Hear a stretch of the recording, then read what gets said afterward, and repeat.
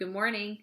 Years ago, before GPS, I was taking a group of girls from our school to play against another Christian school in Sacramento. And my assistant coach was driving, and I was reading the MapQuest directions we had printed out. Well, somehow we took a wrong turn along the way. Now, the great thing about GPS is that if you do that, your GPS will simply reroute you and turn you back to the right road. But if you take a wrong road using printed MapQuest directions, you've got to figure it out all by yourself. Unfortunately, neither my driver nor I have a great sense of direction. And to make a long story short, we arrived 2 hours late for our game. We did eventually find our way, but we wasted a lot of time trying to find our way back to the right road. It would have been so much easier if we wouldn't have taken that wrong road in the first place. Now, in our last devotional, we talked about two paths in life we could take: the path that leads to destruction or the path that leads to life. Let's take a journey down the path that leads to destruction to see what is waiting along the way. The path that leads to destruction starts out fun, but it only starts out that way. As soon as you round that first bend, you find a much different path in front of you than what you expected. We can read about that in Hebrews 11:25. Speaking of Moses, it says, choosing rather to suffer affliction with the people of God than to enjoy the pleasures of sin for a season. It does say that sin has pleasure. That path starts out fun. But don't forget the end of that verse, for a season. That time of fun will end, and here is what you will find along the trail. Number one, you will get thirsty and begin to die along this path. Can the rush grow up without mire? Can the flag grow without water? While it is yet in his greenness and not cut down, it withereth before any other herb. So are the paths of all that forget God. Job chapter 8, verses 11 through 13. Have you heard of bulrushes or flags that is talking about in that verse? Those are aquatic reeds. It means they have to have water. They live in water to survive. And those verses are telling us that if you take the path to destruction, you will get thirsty and you will begin to wilt or die. The people on this path forget God, according to this verse. And without God, we do not have the living water. Without the living water, we will get thirsty and begin to die. Number two, on this path, you will find evil and bloodshed along the trail. My son, if sinners entice thee, consent thou not. My son, walk not thou in the way with them. Refrain thy foot from their path, for their feet run to evil and make haste to shed blood. Proverbs 1, verses 10, 15, and 16.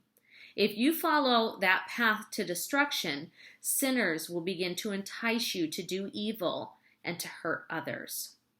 Number three, on this path, you will find that the hikers are restless, full of mischief, wickedness, and violence. Enter not into the path of the wicked, and go not in the way of the evil men. Avoid it, pass not by it, turn from it, and pass away. For they sleep not, except they have done mischief, and their sleep is taken away unless they cause someone to fall. For they eat the bread of wickedness and drink the wine of violence. Proverbs 4, verses 14 through 17. If you are considering following the path of destruction, you better listen to these warnings. The warning from the hiker who's been down that trail before you and is telling you not to go that way. Don't even go past it, he says, because here is what you will find, or here is what you will become. You will find restlessness, mischief, and the people along this path are always looking for someone to trip up on their hike. They like to see other hikers fall. The hikers on this path are violent. Don't go that way. Avoid it. The fourth thing, this path is dark. The way of the wicked is as darkness. They know not at what they stumble. Proverbs 4:19. Who leave the paths of uprightness to walk in the ways of darkness. Proverbs 2:13. There's no light on this path. It's all darkness. You never can clearly see what is lurking around that corner or hiding behind the next bush. You can't see that dip in the path, and it's so easy to stumble and scrape your knee. You see someone ahead, and you think you know them, but when you get closer, you realize that they are not who you thought they were. The darkness is very scary, and you don't have your light with you because you left your light behind when you took this path. It looked so sunny and bright when you started that you didn't think you needed to carry your light. You realize now that you should have brought it. Maybe it would help you see how to get off this path. Thy word is a lamp unto my feet and a light unto my path. Psalm 119, verse 105. You're beginning to realize now that this trail is not what it looked like at the start. Number 5, this path is crooked. Wasting and destruction are in their paths. The way of peace they know not, and there is no judgment in their goings. They have made them crooked paths. Whosoever goeth therein shall not know peace. Isaiah 59, 7 through 8. You never have a moment's peace if you're on that trail. The way twists and turns, and it seems like around every corner the trail is eroding away. What started out as a broad path is now crumbling away more and more every step you take. This path is so crooked that you can never see what is ahead. There are wild animals waiting to destroy you everywhere. You can never rest or be at peace because there is always something lurking around that next corner. If only this path was straight, you think. Maybe you could turn around and go back and find that other path. Perhaps, though, you'll just try one more corner. It might be better up ahead, you think. But when you turn that next corner, you realize it is too late to turn around because, number 6, this path leads to death. The paths of their way are turned aside. They go to nothing and perish. Job 6:18. This broad path you started on has crumbled more with every step, and now you have reached the end of that path. The trail ends abruptly, and right in front of you is a cliff.